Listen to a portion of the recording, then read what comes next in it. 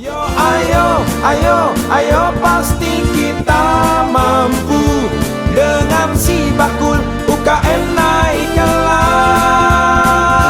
Dengan si bakul koperasi tetap jaya. Pastikan kita memang istimewa.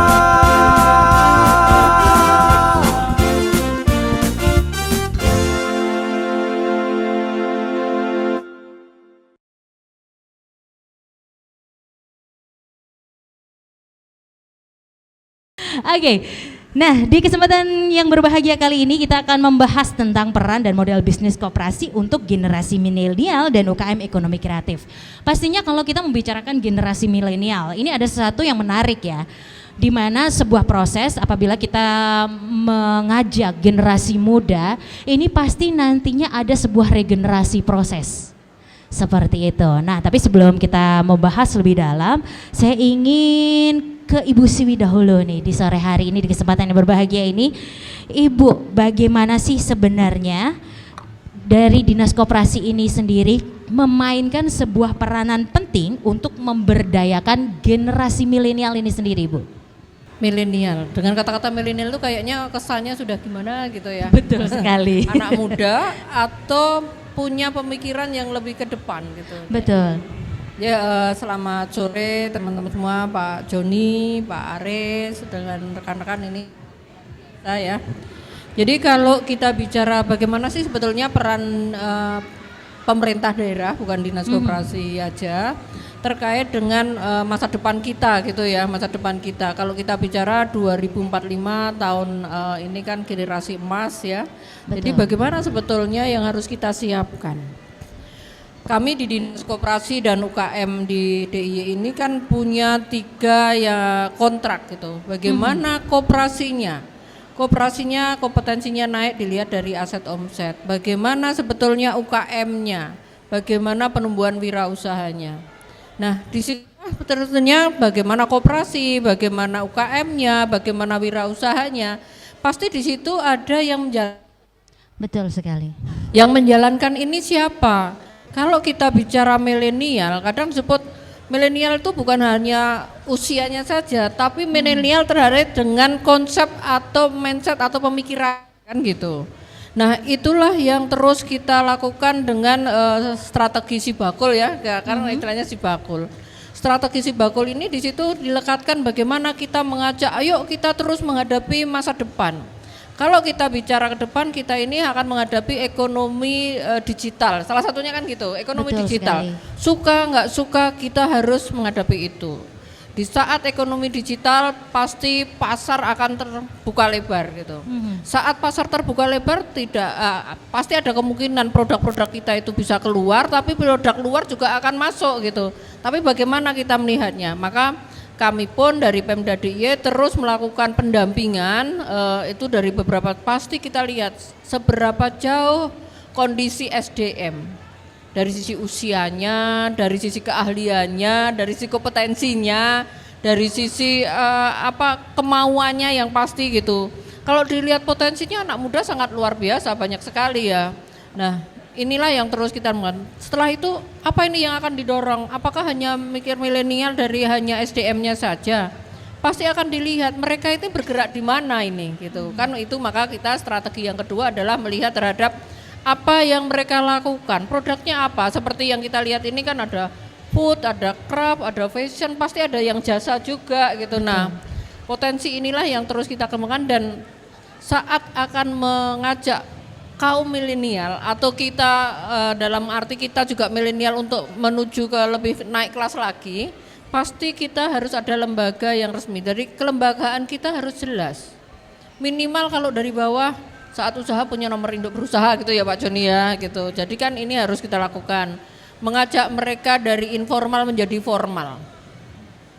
Setelah itu apa gitu. Ini sering kami sampaikan dari sisi tata kelola. Kadang udah usaha, wah saya laku banyak, ini banyak, tapi kok nggak berkembang terus ya? Karena manajemennya, tata kelola keuangannya juga mungkin masih pencatatannya masih agak amburadul, mungkin bahkan yang ada amburadul juga gitu.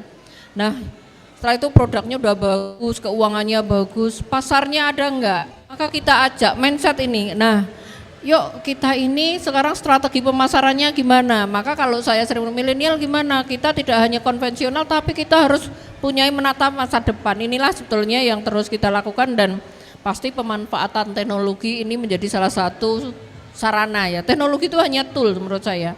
Tapi teknologinya oke, tapi SDM-nya yang tadi kita untuk kita speednya maju, untuk speednya itu untuk ya kita punya target yang jelas, punya ya kalau kita istilah visioner gitu ya, visioner ya pasti ini nggak ada gunanya. Jadi itulah Pemda DIY terus mendorong dari para masyarakat ya, kalau saya bilang di sini kan semua punya peluang untuk kita tingkatkan untuk menjadi wirausaha. Sebetulnya sejak lahir mungkin Pak Joni nanti kita punya jiwa entrepreneur ya Pak ya, cuman tinggal diasah enggak. Yang ngasah siapa? Yang ngasah Pak Aris, biasanya beda. Yang ngasah saya, beda lagi. Yang ngasah Pak Joni lagi. Nah itulah sebetulnya yang kita lakukan adalah pertama pasti kita melakukan identifikasi. Pendataan mana yang memang siap untuk kita untuk naik kelaskan, ini potensial. Yang ini punya unggulan. Tapi yang ini kayaknya udahlah, gini aja udah jalan kok Bu, ya ini oke. Boleh nggak? Ya boleh, tapi coba kita dorong gitu. Nah potensi milenial kalau kita bicara anak muda ini sudah banyak sekali ya. Sebenarnya kita banyak perguruan tinggi yang itu bisa kan dalam pembinaan. Karena pemerintah atau kita Pemda itu nggak mungkin sendiri ya, nanti bagaimana peran pemerintah daerah dan sumber dananya dari mana saja. Seperti hari ini kita disupport Pak Aris dari dana keistimewaan. Ini juga menjadi bagian, kita punya peluang yang sangat luar biasa kan gitu, tinggal ada kemauan enggak, jadi komitmennya itu paling penting.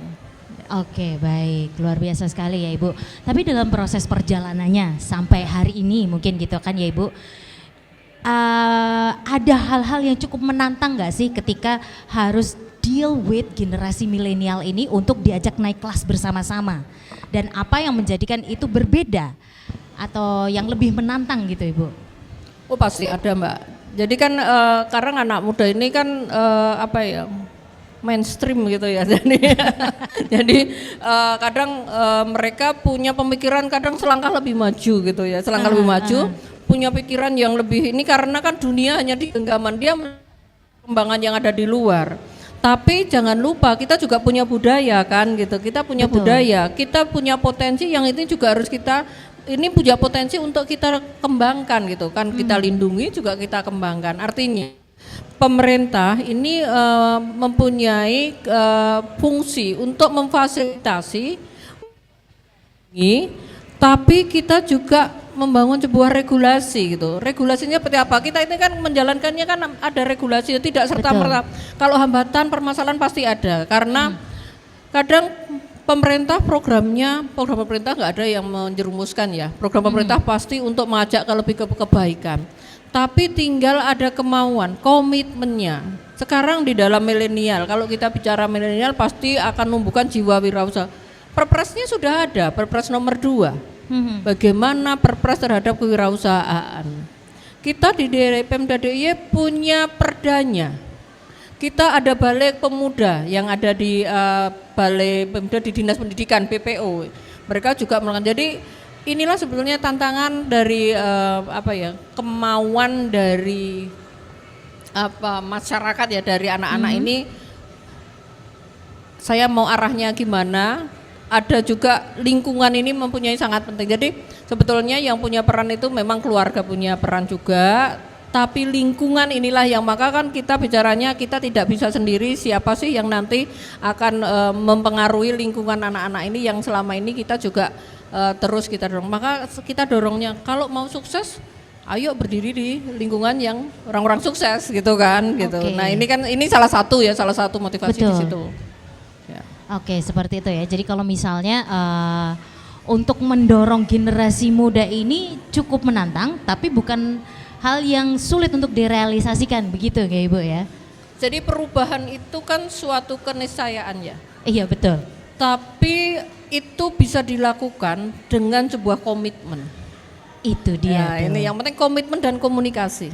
Iya. Nah, kadang ini terputus di komunikasi antara yang mungkin kalau kita bicara usia, mungkin usia yang sudah ini saya bukan lansia bilangnya gitu dengan anak yang muda ini ada ini yang ini. Nah maka itulah pentingnya seperti hari ini kita diskusi ngobrol sharing gitu. Nah sekarang ruang-ruang ini karena mungkin ada sekarang ini kan dunianya sudah dunia yang sangat luar biasa menurut saya. Dunia ke arah sananya beda dengan waktu saya dulu sering masih ngobrol ketemu karena ini kan sekarang sudah mereka sudah di dunianya ini sudah sangat luar biasa dan potensinya juga mereka punya tantangan yang menurut saya itu ada permasalahan dan mereka juga bisa menjawab terhadap tantangan itu menjadi sebuah bisnis. Menurut banyak juga anak muda yang seperti itu sekarang.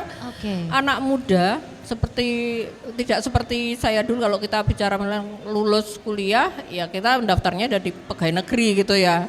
Sekarang tuh jadi pegawai negeri kadang putranya Pak Aris coba nanti bicara mau nggak jadi pegawai negeri gitu. Bukan Pak Aris, anak saya juga gitu maunya itu yang wah kita punya ini kok punya ini. Lebih banyak mereka itu sudah punya konsep dan dari mereka itu saat kuliah mata kuliahnya pun sekarang itu kan sudah kewirausahaan ditajamkan bagaimana sebetulnya tantangan ke depan mereka sudah bisa membawa diri oh ya saya itu pasnya besok kemana bukan seperti saya dulu ya lulus saya melamar kemana-mana mereka sudah bisa menciptakan lapangan kerja itulah sekarang ya. Oke, baik dengan pola yang seperti itu Ibu jadi untuk pelatihan dan pengembangannya sendiri harus mengikuti juga ya. Oke, baik. Sangat menarik sekali ya ketika kita mencoba untuk mengkolaborasikan antara Dinas Koperasi dan juga generasi milenial dan tentunya dengan challenge dan tantangannya masing-masing ya di tiap generasinya pastinya. Nah, mungkin selanjutnya saya ingin bergeser ke Pak Aris nih, Pak. Sugeng sonten Bapak. Sugeng sonten, Mbak. Nah, seperti yang sudah dijelaskan oleh Ibu Siwi barusan gitu Pak ya. Dengan adanya mencoba untuk meregenerasi ya biar terus perkembangannya itu berkesinambungan Bapak. Makanya generasi milenial ini diajak dan juga diciptakan sebagai wirausahawan muda gitu kan ya. Menurut Bapak Aris sendiri seperti apa nih kondisi yang seperti ini tuh? Untuk kedepannya itu bakal seperti apa gambaran dari Pak Aris sendiri gitu? Matur nuwun Mbak. Yang saya hormati Mbak Kadis, Mbak Siwi, Pak Joni dan Bapak Ibu semua. Sebenarnya Bapak Ibu semua ini narasumber semua. Hanya kebetulan saja kami yang narasumber di depan, beliau narasumber di belakang itu. Jadi kalau bicara tentang anak muda itu memang sekarang ini agak beda ya. Tadi sempat diceritakan anak saya itu juga saya tanya, Mas setelah ini mau kemana? S2 Pak. Setelah itu mau kemana? Jadi PNS? Enggak. Sekarang jadi apa Mas? Saya mau usaha skincare saja. Artinya beda, pola pikirnya memang berbeda. Anak muda sekarang dibandingkan dulu ketika kemudian karena kami juga pernah muda Mbak. Baik. Memang pikiran kami dengan anak sekarang itu beda.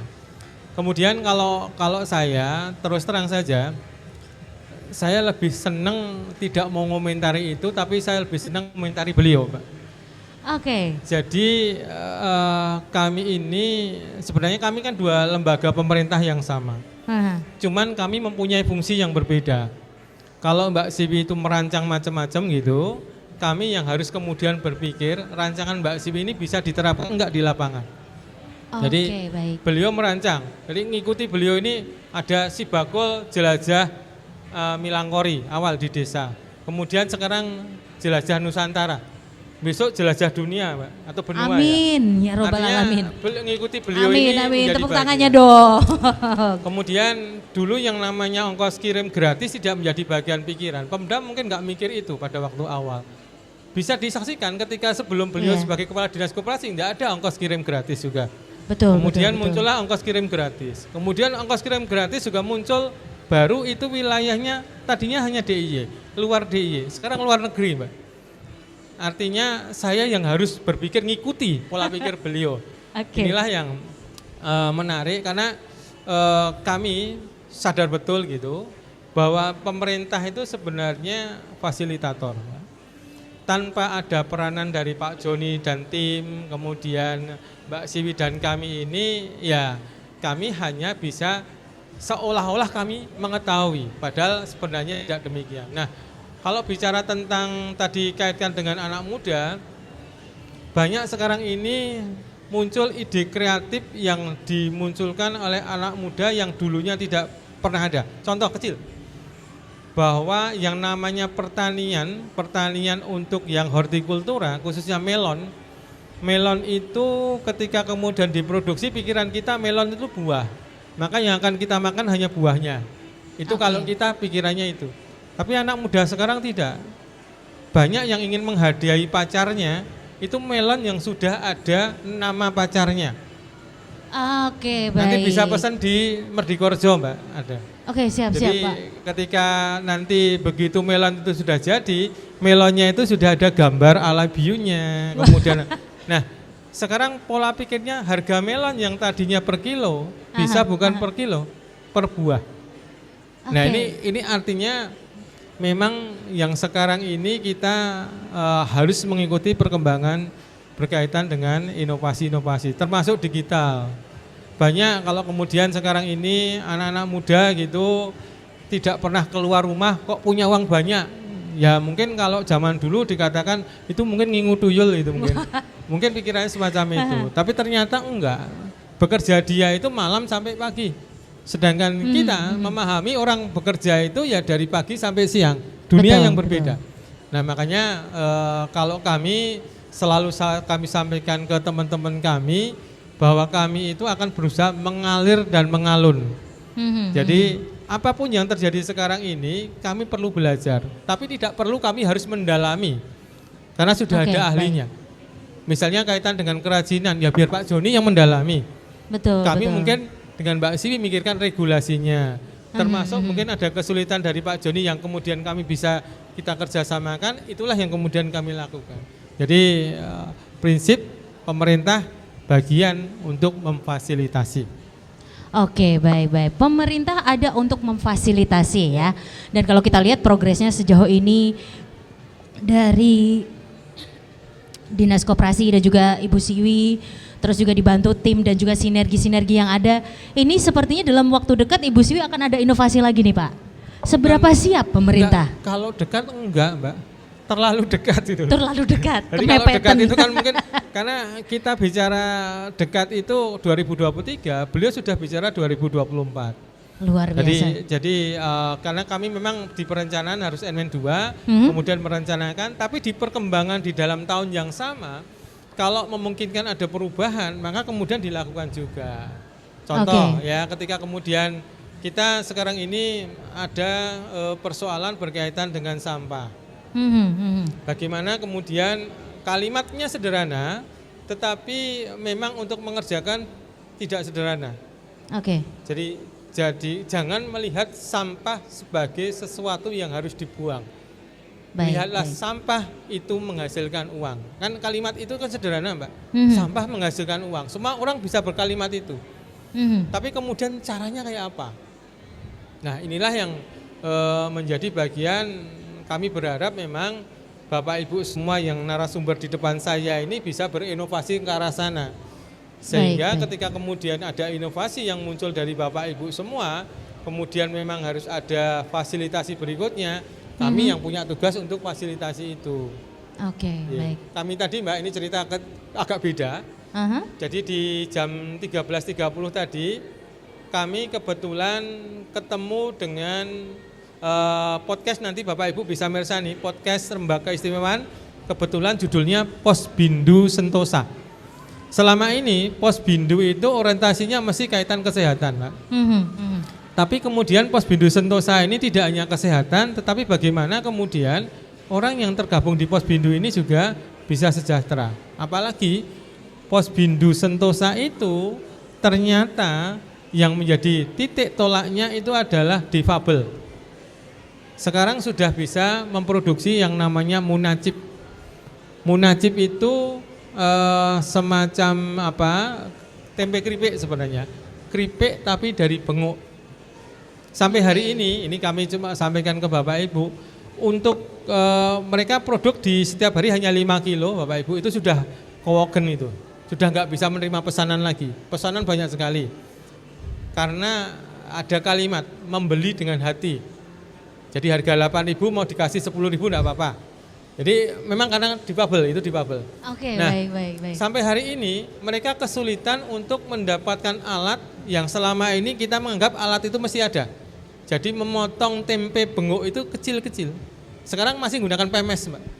Sampai hari ini beliau-beliau masih menggunakan PMS. Tidak menggunakan alat yang kemudian memotong. Nah, artinya apa? Artinya ini ada peluang teknologi yang bisa masuk untuk kaitan dengan produksi. Oke, baik.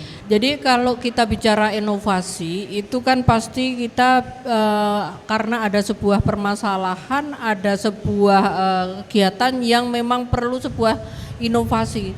Adanya inovasi ini untuk apa? Untuk mempercepat terhadap capaian kan seperti itu. Jadi di tahun ini kan kalau kita bicara core-nya 3 ya, tadi bagaimana koperasinya, bagaimana UKM-nya, bagaimana wirausaha. Satu inovasi yang pastinya harus kita ikutkan bagaimana koperasinya. Koperasi kita targetnya bukan hanya jumlah koperasi, adalah koperasi modern. Kita inovasi yang sekarang kita lakukan adalah dengan strategi klinik koperasi. Kita bangun klinik koperasi itu tempatnya iya, sistemnya iya. Jadi mereka bisa konsultasi sana. Nah, kita tentukan jumlah koperasi yang memang tersaring menjadi koperasi modern. Kita banyak. Koperasinya itu di Jogja itu hampir 2000-an, lebih 3000-an ya, 2000-an. DIY badan hukumnya 300, tapi kita hanya bisa menyaring sekitar 15. Nah, saya saat kita, ini apa ya inovasinya? Inovasi itu bisa regulasi kan. Kita tahu semua ada koperasi yang Indonesia kelasnya itu nomor 1 internasional, koperasi Kisel gitu. Punyanya koperasi dulu Telkom. Asetnya sudah 15 triliun gitu ya. Nah, maka saya, wah ini bukan saya pengen, tapi justru ini saya gandeng. Saya menjual. Bapak bisa enggak Bapak berkolaborasi dengan kami akan memagangkan koperasi-koperasi saya untuk berguru ke Bapak. Tapi pasti berguru itu kan butuh regulasi, nanti butuh Pak Aris juga kan gitu. Tapi kita saat saya punya konsep, sana belum mau saya ke Pak Aris, lu Mbak, Pripon ini kemarin enggak gitu kan. Maka saya 2024 dalam waktu dekat, bahkan mungkin kalau bisa dipercepat, saya akan berkolaborasi dengan koperasi yang memang ini sudah mendapat mendapat penghargaan ya, bukan hanya di Indonesia nomor 1-nya tapi di dunia gitu. Yang selanjutnya kalau bicara UKM, bicara bagaimana menindaklanjuti regulasi dengan PP 7. Kita belanja UKM-nya itu belanja pemerintahnya dari koperasi dan UMKM, maka si bakul ini terus kita kejar menjadi ruang atau menjadi tempat aplikasi untuk belanja pemerintah. Nah ini kita siapkan, moga-moga di tahun 2024 ini juga menjadi si bakul masuk di LKPP, tapi kita kan nyiapkan programnya untuk nyiapkan ke sana. Belum lagi tergantung nanti gitu, nanti sebetulnya kan akan lihat, ya kita punya konsep seperti ini, tapi perkembangan kan kita harus ikuti, tata kelola waktunya harus tepat, inovasinya juga harus tepat untuk menjawab sebuah tantangan. Seperti dengan Pak Aris ini bantu banting ya Pak Aris ya, yang ini tadi sebelum ke sini, ini baru awalan dengan Pak Aris kemarin konsepnya, tapi sudah dari tamu dari luar, jadi belum sudah seperti ya. Jadi kok dinas koperasi Pak Aris percaya sama dinas koperasi kasih anggaran untuk menyelesaikan stunting bunganya kan gitu. Tapi di situ ada inovasi, ternyata diapresiasi oleh Menpan itu karena kita pengadaan telurnya dari koperasi, dari forum UMKM yang bergerak di bidang telur, tapi kita tidak hanya memberikan telur saja, tapi kita monep sampai ke end usernya. Kapan dikasihkan dan progres yang menerima itu kayak apa. Jadi kita juga ikut, jadi kalau kita bicara money follow program follow result, tidak hanya money follow function kan gitu. Nah itulah sebetulnya inovasi. Tahun depan bocorannya apa? Masih dilanjutkan Pak Aris, meskipun saya masih ini kadang saya inovasinya sudah mau mandek tapi Pak Aris harus lanjut gitu. Jadi kan inilah sebenarnya hubungannya mutualisme ya. Oke, baik. Gitu. Pak Aris saya punya konsep, mungkin Pak, ini sudah seperti ini, mungkin bisa geser, enggak, ini lanjut, enggak bisa, ini harus lanjutkan lagi. Kita masih punya PR banyak. Belum lagi nanti di dalam penanganan mungkin ini juga menjadi kolaborasi dengan Formaker ya, juga sudah direstui Pak Aris untuk penanganan sampah. Artinya di dalam penanganan sampah itu tinggal hanya sekedar udah sampahnya selesai, dibuang, dijual, dibakar gitu enggak. Tapi sampah itu bisa kita manfaatkan, tapi itu nanti Pak Joni, bukan Pak Alek. Mungkin itu inovasinya. Oke. Apa ya, kalau saya menyampaikan itu, kita ini di dalam melaksanakan apa yang kita lakukan pasti kita akan bicara isu apa yang memang kita harus masuk ke sana. Stunting kira-kira masuk enggak ya? Indikator kinerja utama kami, oh iya, karena permasalahan gitu. Telurnya ini kalau kami menjadi peluang gitu. Stunting itu menjadi peluang dari dinas koperasi, mitranya apa? Koperasi bisa mengadakan telur gitu. Bisa enggak ini kan peluang. Terus ada lagi, oh iya ini masalah sampah. Oh sampah bisa menjadi untuk pemberdayaan UMKM, pemberdayaan koperasinya. Inilah sebetulnya yang tinggal targetnya harus jelas. Capaiannya apa gitu. Nah itu betulnya yang kita lakukan 2024. Sibakul harapannya terus berkembang terus, menjadi hub dari seluruh mitra. Ini juga baru kita bangun lagi kami dengan BNI Expora. Ini sampai belum laporan Pak Aris karena baru tadi ini ketemu Pak Aris kemarin gini juga. BNI Expora yang punya cabang di beberapa negara Pak ya. Jadi harapannya nanti kami kemarin sudah ketemu Bu Bebi, Bu Kakanwil BNI, intinya siap untuk mendukung produk-produk KM untuk bisa masuk ke luar karena kita sudah punya ekosistemnya, ongkirnya dari kita. Yang punya diaspora di London, di Australia, di ini mereka. Nah ini kan pasar gitu. Jadi 2024 harapannya nanti juga di Pak Aris kita akan ke beberapa negara untuk bekerja sama dengan BNI Expora. Oke baik, luar biasa ya, ongkirnya tidak saja di dalam negeri tapi di luar negeri ongkirnya juga bebas, free ongkir ya.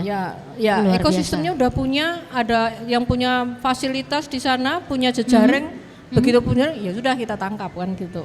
Oke baik, saya selanjutnya akan bergeser ke Pak Joni dan juga Pak Alex dari Formakers ya.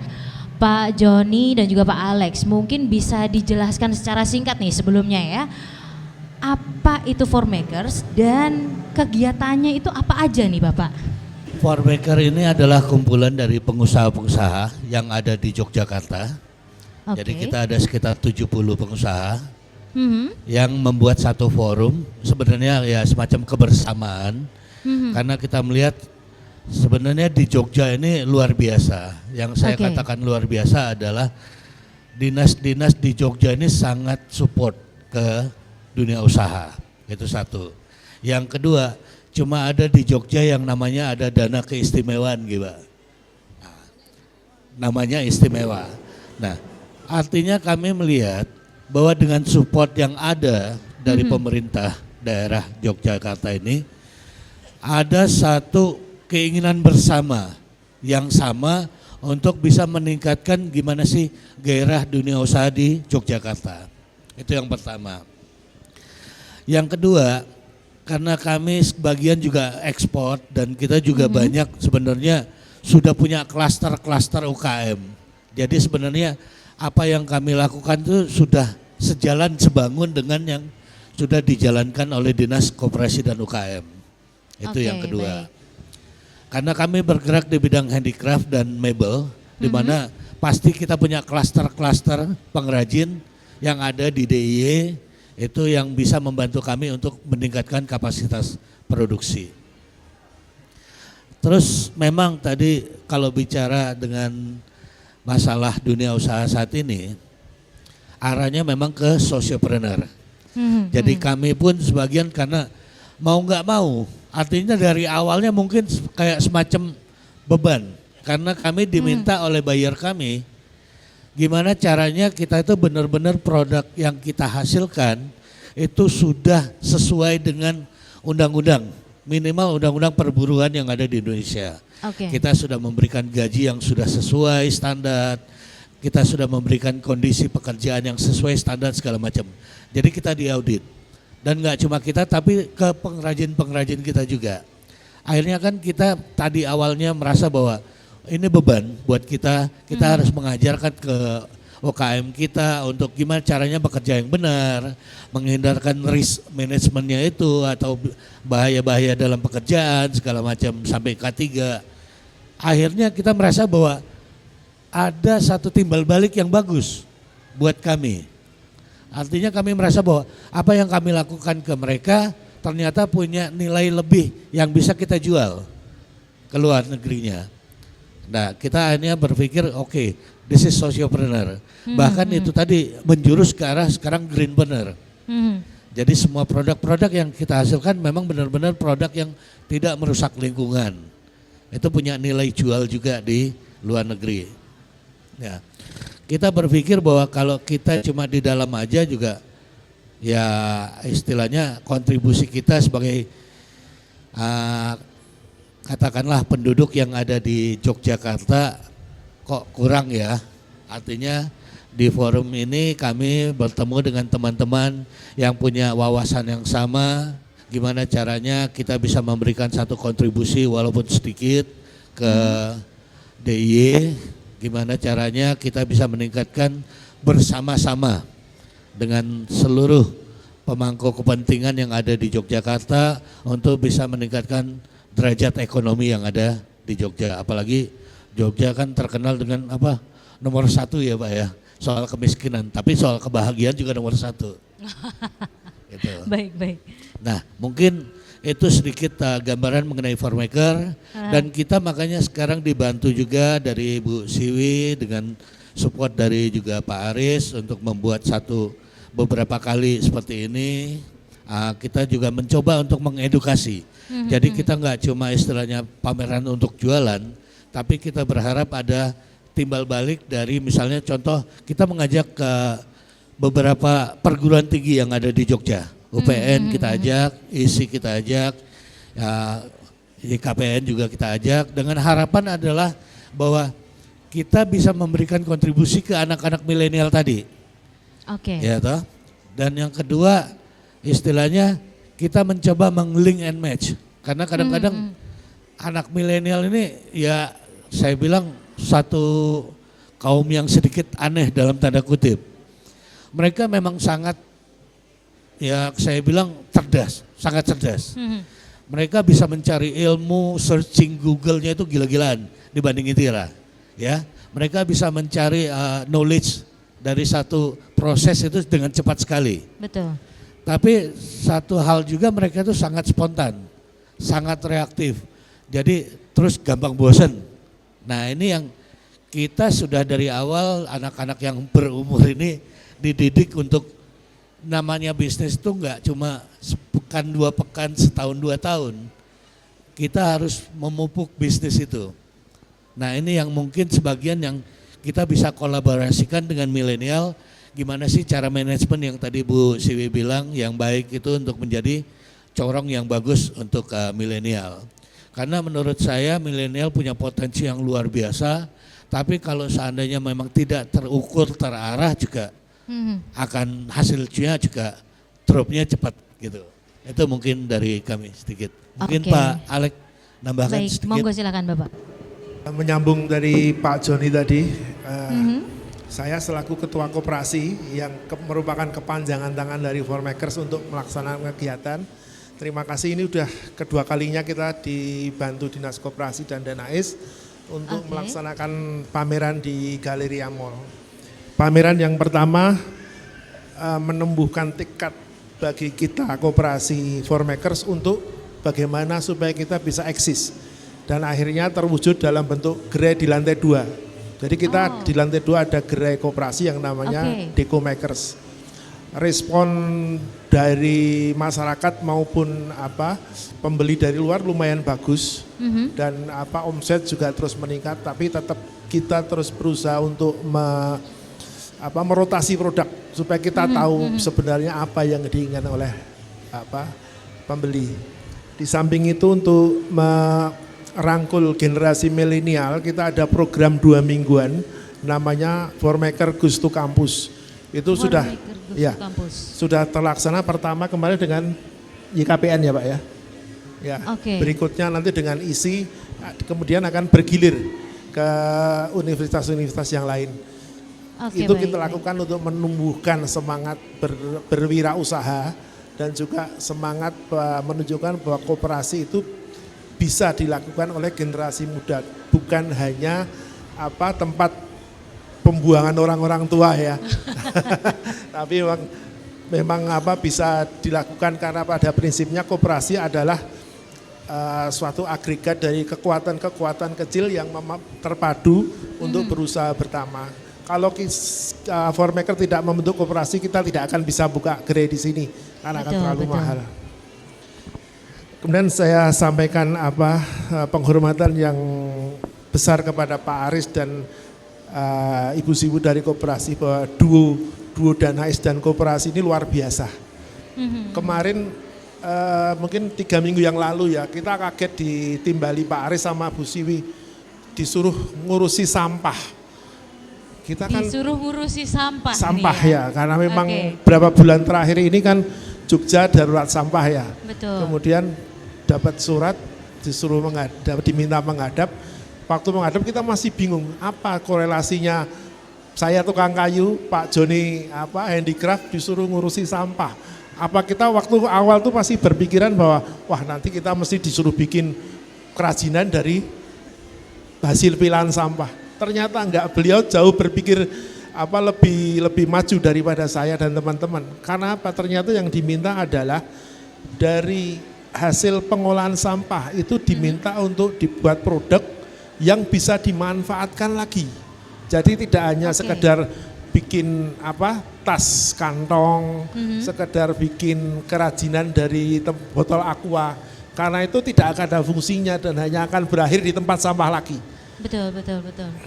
Dan setelah kita pikirkan, setelah diundang itu kita diskusi dengan teman-teman.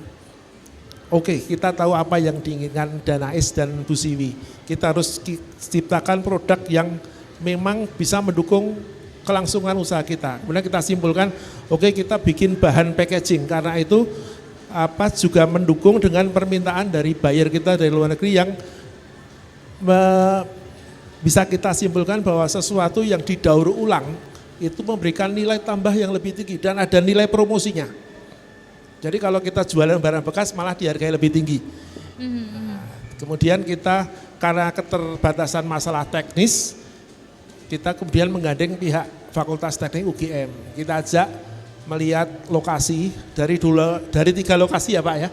3 lokasi karena tengah belum kita kunjungi, kita baru kunjungi Bangun Jiwo dan Guosari. Ternyata yang paling siap dari Guosari. Guosari sudah dipilah-pilah sampahnya, tinggal kita memikirkan proses selanjutnya. Dari Guosari kemarin ada keluhan.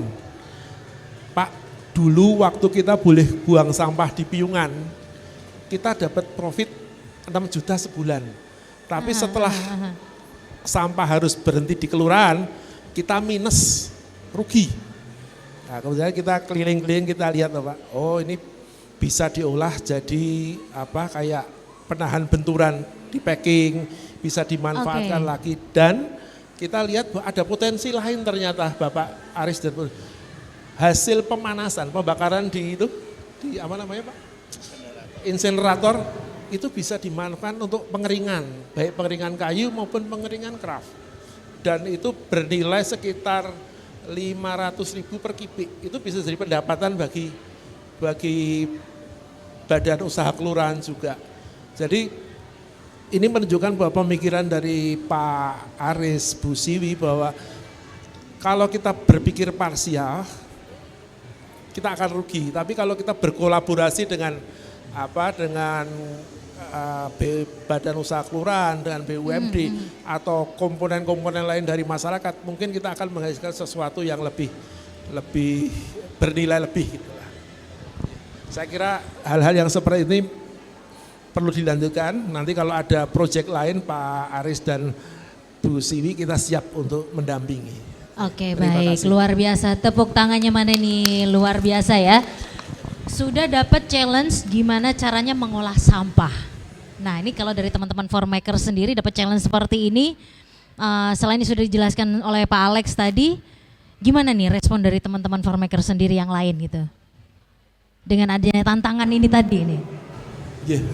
Teman-teman Formaker sangat antusias ya, terutama dari koperasi, karena ini jalinan usaha ya. Betul. Masyarakat dapat keuntungan sampahnya terurus, badan usaha kelurahan mendapatkan profit sehingga bisa untuk pengembangan usaha, dan mungkin kita akan bergerak di marketingnya. Kita punya anggota, kita punya jalinan, itu ada Pak Sabto dari Ketua Asmindo, nanti bisa kita ajak kerjasama ya untuk pemanfaatan produk hasil olahan itu. Karena itu dibutuhkan pada setiap packing yang kita kirim ke luar negeri. Jadi kalau UMKM bisa menyerap output dari badan usaha kelurahan, saya kira akan bukan menyelesaikan keseluruhan ya, tapi akan membantu sedikit mengatasi masalah persampahan itu, dan akan memacu kelurahan-kelurahan lain untuk meniru. Dan artinya mungkin bisa dipasarkan tidak hanya di Jogja tapi di luar kota. Jadi di sini kita tekankan bahwa kita tidak membuat produk yang sudah ada di pasar, misalnya pot. Kita nggak akan bersaing di harga karena terlalu murah. Tidak akan memberikan keuntungan. Tapi untuk hal-hal yang spesifik, tidak ada kompetitornya di pasaran, mungkin akan bisa memberikan keuntungan bagi badan usaha milik kelurahan. Ini kan tantangan yang cukup sebenarnya bukan baru. Cuman kalau misalnya kita ngomongin sampah sendiri ya, dan juga pengelolaannya, ini dibutuhkan kesadaran yang luar biasa, apalagi untuk masing-masing kepala keluarga gitu kan ya. Apakah ada tantangan tertentu nih Pak ya, ketika harus mungkin bekerja sama dengan kelurahan-kelurahan? Itu kan kalau misalnya kita kerja sama kelurahan kan mau nggak mau kita juga berbicara tentang warganya nih Pak. Nah itu apakah ada tantangan tertentu Pak ketika harus mensosialisasikan hal-hal seperti ini? Ya, itu disampaikan oleh pengelola sampah dari badan usaha kelurahan. Memang awalnya berat, ada 2 kelurahan yang kita kunjungi, yang Kelurahan Bangun Jiwa itu baru mulai. Mereka hanya mengumpulkan sampah kemudian dibakar. Yang yang plastik dikumpulkan. Lucunya tenaga pemilah itu bukan dari masyarakat sekitar, tapi malah dari Blora. Itu yang kita kaget. Kenapa ini? Ternyata mereka memang ada orang-orang yang seperti itu. Lah, kita maunya bagaimana juga memberdayakan masyarakat ya dengan teknologi. Boleh memilah dari luar, tapi untuk proses selanjutnya mungkin masyarakat sekitar itu. Tantangan terberat adalah bagaimana memaksa masyarakat untuk memilah sampah.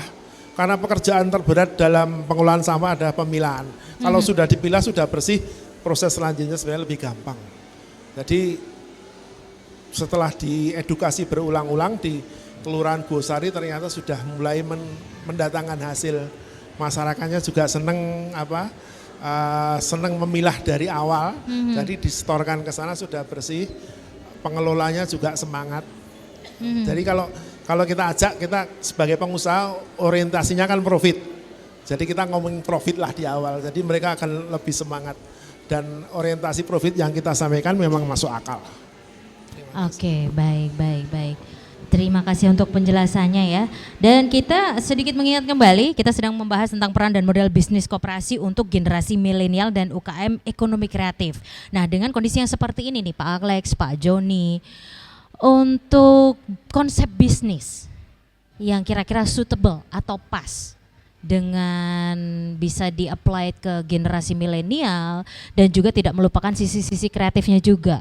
Ini konsep bisnis yang seperti apa yang kira-kira pas? Kalau kita bicara konsep bisnis, mungkin yang pertama kita ajarkan adalah bisnis model. Ya. Jadi sebenarnya kalau bicara soal milenial, kita udah nggak bicara lagi teritorial, kita sudah bicara universal.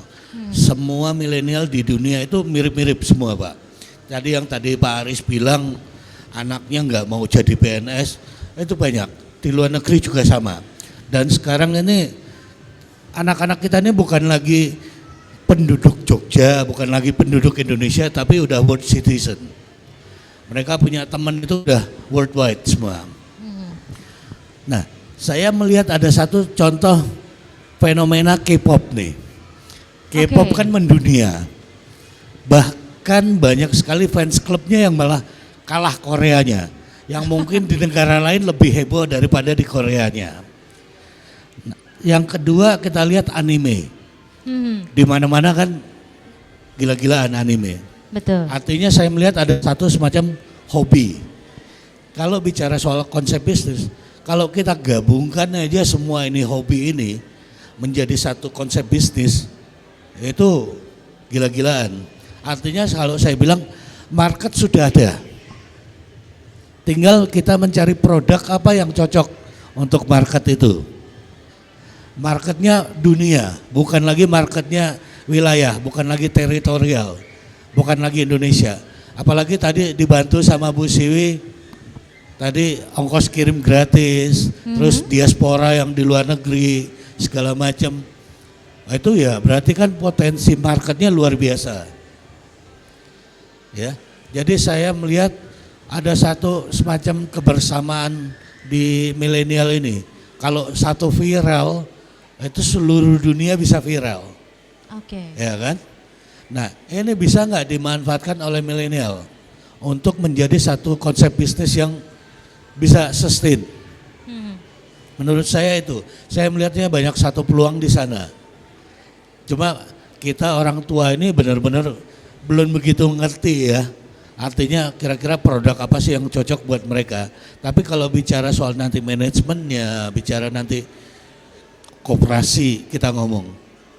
Koperasi saya berpikir crowdfundingnya itu udah luar biasa dari milenial itu. Mereka itu semuanya katakanlah satu komunitas dunia. Kalau bicara soal crowdfunding, bagi saya sangat cepat mereka bisa mengumpulkan uang yang luar biasa. Untuk bisa membentuk satu katakanlah ya entity berupa koperasi itu gitu loh. Ya kan? Nah, jadi mungkin konsep-konsep itu yang bisa kita kembangkan untuk milenial bisa melihat itu dan bisa ya dengan arahan dari Bu Siwi, dengan bantuan support dari Pak Aris, mungkin saya rasa kita bisa jalankan itu. Terima kasih. Oke, baik. Terima kasih penjelasannya Bapak Joni. Dan selanjutnya adalah dengan berbagai macam yang sudah dijelaskan hari ini dari Pak Alex, Pak Joni, Ibu Siwi dan juga Pak Aris. Kira-kira selanjutnya ya dengan tantangan yang begitu banyak ini tadi dan tentunya ini sangat berbeda dengan yang sebelumnya, generasi yang sebelumnya ya. Indikator kesuksesan dari usaha-usaha yang sedang dijalani teman-teman milenial ini tadi, sekali lagi untuk indikator kesuksesannya itu seperti apa nantinya? Monggo mungkin dari Ibu Siwi dahulu. Jadi kalau kita bicara indikator kesuksesannya itu apa gitu? Kita bicara regulasi tapi bisa juga bicara yang bukan regulasi ya. Kalau kita bicara regulasi, kita ada Undang-Undang 20 terkait dengan UMKM. Bicara bagaimana mikro, kecil, menengah gitu. Keberhasilan pasti dia naik kelas. Dilihat dari siapa? Dari aset sama omsetnya kan gitu. Oke. Itu keberhasilan kan? Itu meta indikatornya ada di sana. Tapi ada juga kalau kita bicara keberhasilan itu mungkin dari aspek sosialnya gitu kan, kita nggak melihat hanya aspek ekonomi saja. Tapi aspek sosial juga ada. Tadi Pak Joni kan nyampaikan gitu. Bagaimana tadi Pak Alex juga nyampaikan, tenaga kerjanya ternyata dari luar gitu. Mungkin efektif, efisien karena tenaga dari luar itu murah, cepat gitu. Tapi berhasil enggak terhadap pengurangan pengangguran di wilayah itu? Enggak. Karena apa? Enggak ada pemberdayaan kan. Itu keberhasilan di saat kita memproduksi sesuatu, kita melakukan kegiatan sesuatu, tapi mempunyai dampak. Impactnya apa? Ada aspek sosial, masyarakat sekitarnya bisa mempunyai lapangan pekerjaan, dampak dari apa yang dilakukan oleh kaum milenial atau para pelaku usaha gitu. Nah itulah sebetulnya bicara indikator atau capaian terhadap keberhasilan itu ada yang memang itu on the track terhadap regulasi, tapi juga kita lihat juga dampak multiplier effect yang lain gitu. Dia punya, ya ini aset omsetnya naik ini, tapi ternyata dia nggak berpengaruh sekali terkait dengan lingkungannya, padahal ini PR. Lingkungan ini kan kalau kita bicara ada CSR, PKBL, ini kan bagaimana pemberdayaan dari lingkungan di yang punya aktivitas itu. Jadi itu kalau menurut kami melihatnya di situ. Oke, mungkin ada yang mau ditambahkan untuk indikator kesuksesan tadi? Dari Pak Aris mungkin ya. Kalau kami indikatornya yang teknis tadi sudah disampaikan oleh Mbak Siwi ya. Tetapi kalau kami melihat indikatornya berbeda itu netizen tidak banyak kemudian menyerang pemerintah. Itu indikatornya keberhasilan. Dan itu yang paling sulit. Kenapa paling sulit? Karena jari-jari ini itu sangat mudah kemudian mengatakan itu. Jadi Pak Joni tadi tanpa sadar kan mengatakan kemiskinan di Jogja itu tinggi, gitu. Kemudian cara mengatasinya gimana? Ya ciptakan program untuk mengurangi kemiskinan. Kalimat itu dari saya kecil sampai saya dewasa seperti ini sama. Tetapi kemudian pertanyaannya apa? Nah apa ini sampai sekarang saya tantang siapa yang berani jawab, ayo. Karena apa itu nggak pernah terjawab. Apanya? Ya dicoba ini. Loh, saya tahun besok, ya, jadi kami konsepkan tahun besok itu dengan angka hampir 31 miliar digunakan untuk lansia miskin dengan dana keistimewaan. Belum kami kerjakan, BPS mengatakan, Pak, kegiatan jenengan tidak mengurangi kemiskinan. Waduh, 30 miliar teh, mengurangi kemiskinan. Nah, ini contoh. Makanya kami dan teman-teman itu sangat sadar bahwa apa yang kami perbuat itu belum tentu benar, masih perlu disempurnakan. Kalau Mbak Siwi ini sering mengatakan pemerintah selalu bergerak. Maka kemudian sekarang ini juga kami coba, misal saja dulu tidak pernah kita menyentuh yang namanya tanah kas desa itu dipergunakan untuk kakak miskin. Sekarang kita sentuh, kita kasih fasilitasi. Ternyata begitu difasilitasi ada yang berhasil, ada yang gagal.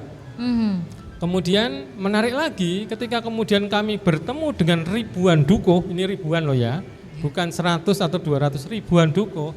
Selalu saya tanya, Bapak Ibu dukuh, kira-kira BLT itu diteruskan atau tidak? Karena itu membantu kemiskinan. Jawabannya apa kira-kira? Semua mengatakan tidak. Kalau nggak percaya, besok di jam 1 insya Allah kalau saya berada di Pawiatan Pamong akan saya tanyakan lagi. Karena saya sudah ketemu dengan dukuh yang jumlahnya ribuan. Apakah Bapak Ibu mendukung BLT diteruskan atau tidak? Jawaban mereka masih akan mengatakan tidak. Karena kalau ada kerja bakti yang dapat BLT saja. Yang lainnya nggak usah ikut kerja bakti, itu jawaban mereka. Message-nya beda. Inilah yang menjadi tugas berat, makanya saya selalu sampaikan. Apapun yang kemudian kita lakukan belum tentu sempurna. Tadi ada yang luar biasa loh. Ini ternyata ada sampah bisa diolah, masyarakat bisa mendapat pekerjaan di situ. Ternyata nggak menyelesaikan masalah di situ. Kenapa? Karena masyarakatnya bukan dari Yogyakarta, berasal dari luar Yogyakarta. Kemudian ada kalimat lagi, Jogja kota wisata. Berarti semakin banyak wisatawan datang ke Jogja, maka perekonomian akan bergerak. Saya diskusi dengan BPS, satu kalimat Bu Kepala BPS menyatakan ke saya, Pak, semakin banyak wisatawan di Jogja belum tentu meningkatkan kesejahteraan. Bahkan mungkin akan sebaliknya. Karena orang luar ke Jogja, dia tidak akan ragu-ragu membayar berapapun. Oh namanya piknik kok. Tapi orang Jogja untuk membeli sebagaimana harga wisatawan, dia tidak mampu. Tantangan angel toh Mbak? Betul. Itulah kalimat-kalimat kami sudah sering, tapi yang paling penting ayo kerjakan, ada contoh, ayo. Itulah, saya selalu nantang di mana-mana, gemblelengan saya itu Mbak. Karena kita berusaha untuk terus untuk menyempurnakan. Dan silahkan nanti Bapak Ibu mirsani YouTube channel kami yang namanya Regol Bergodo Rengginas. Itu aktivitas-aktivitas yang menggunakan dana keistimewaan. Oke, baik. Terima kasih. Tepuk tangan dong untuk keempat narasumber kita di sore hari ini. Kalau sama Pak Aris ya, saya selalu ngerasa ini bukan talk show, tapi lagi ludruk ini ya. Mesti ndagel soalnya. Oke, baik. Sekali lagi terima kasih Bu Siwi, Pak Aris, Pak Alek, dan juga Pak Joni. Dan selanjutnya. Yo ayo pasti kita mampu. Dengan si bakul UKM naik kelas. Dengan si bakul koperasi tetap jaya. Pastikan kita memang istimewa.